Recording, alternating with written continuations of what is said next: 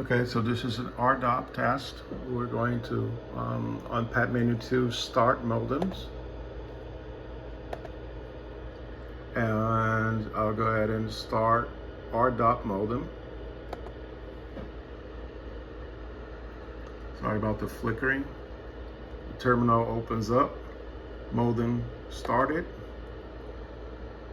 That WINLINK opens up. I look green. Let me make it a little wider here so we can see the inbox across the top, all that. So let's go ready. I'm already on RDOP. So let's say I want to select and oh yeah, down here, show. And I'm going to pick 20 meters. It doesn't really matter because I am on dummy load right now. But I pick 20 meters and I'll pick the very first one on top, 14111.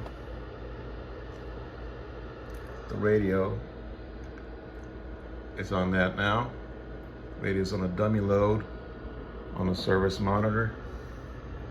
So I'm going to click connect. Let's observe here at the bottom of the screen. It looks like it's working. I'm on power, 5 watts just to the dummy load. Let me see if I see the, oh, I hate when I click and things just go wrong. There it goes, perfect.